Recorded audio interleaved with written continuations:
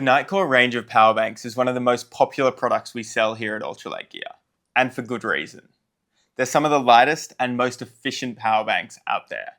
And we get plenty of questions about whether the NB10000 Gen 3 or the NB20000 Gen 3 is the right choice, or even whether two NB10000s would be a better option than one NB20000.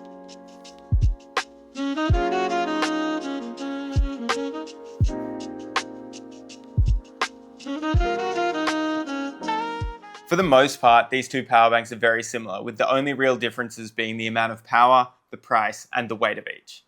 But I want to talk you through all the specs and features, and then we'll get into which one might actually suit your needs. Weighing 150 grams and retailing for 110 AUD, the NB10000 is about 12 centimeters long, 6 centimeters wide, and a centimeter deep. Like all power banks, the number it says isn't actually accurate to how much power you will get out of it. It actually provides 5,400 milliamp hours at a max output of 22.5 watts per port.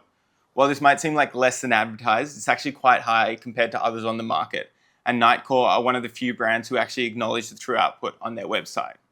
The NB20000 weighs 291 grams, costs 170 AUD, is about 12 centimeters long as well, 7 centimeters wide and 2 centimeters thick, so about twice as thick. But similar everywhere else. It provides 11,220 milliamp hours, so about double the 10,000. They're both power banks that have been designed to put up with the demands of outdoor activities. So along with being light, they're also impressively durable, rated IPX5. This means that they will be fine getting splashed or left in the rain briefly. But don't confuse this with being waterproof. Think of them more as accident-proof, but they should be kept in dry bags and generally looked after quite well. They're both made with a carbon construction on the panels, allowing them to save weight without compromising strength, while on the side, each is made up of plastic.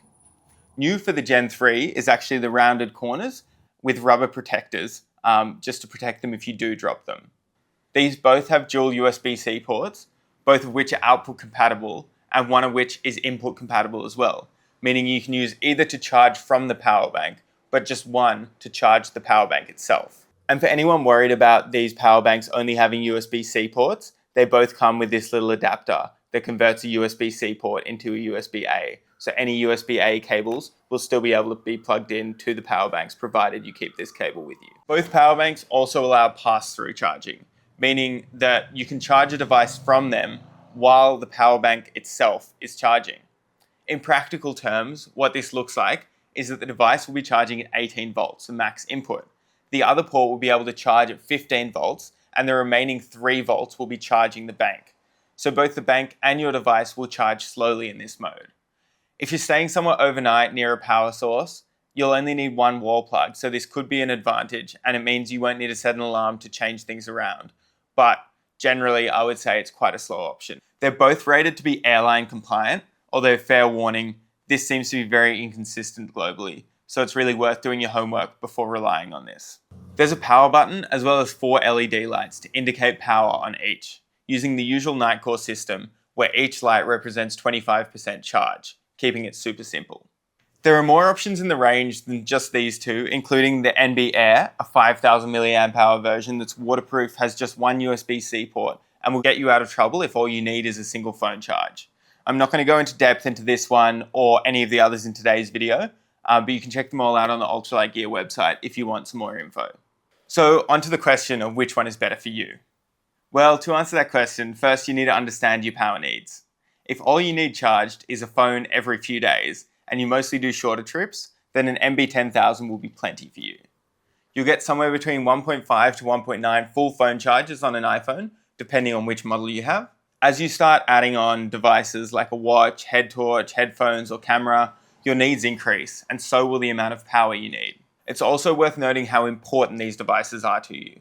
For example, if you're navigating on your phone, make sure you have plenty of redundant power, because the consequences of running out are super high.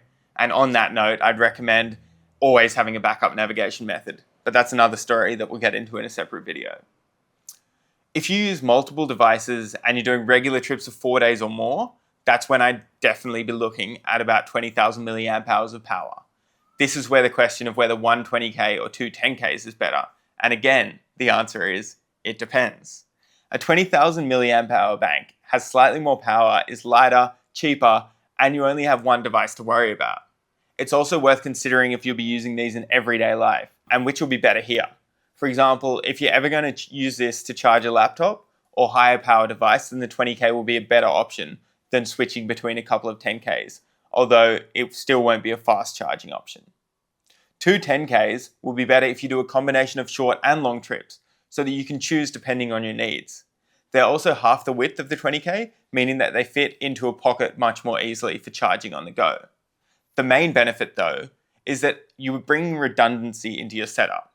By having two, you have a backup should one fail, which isn't common, but it could be hugely problematic if it does, or at the very least, quite annoying. This option will allow for much quicker charging as well, if you'll be going through towns, as the max input to both devices is 18 volts. So with two, you should be able to charge twice as quickly. It's worth noting the two will cost you more though. I know lots of people as well who combine both a 20K and a 10K to meet their needs, another option that covers both redundancies but would be overkill for many. A few callouts to stop any issues arising when using these banks. It's worth unplugging the cables when not in use, as this can both drain the battery as well as potentially put pressure on the ports when not in use. Like anything with a battery, you want to keep this above freezing, or you risk the battery completely draining. I'd recommend sleeping with a small bag of electronics somewhere near you, so that your body heat keeps them warm. I usually sleep with this bag either in my sleeping bag or under my quilt, and this also makes it super easy to find my items. Another recommendation would be to have your phone on airplane mode. Not only does this save battery, but it stops any notifications coming in if you get to the top of a hill and you suddenly have service that can really pull you out of the adventure that you're having. We stock both options and many more here at Ultralight Gear, so check them out online or come and see us in store.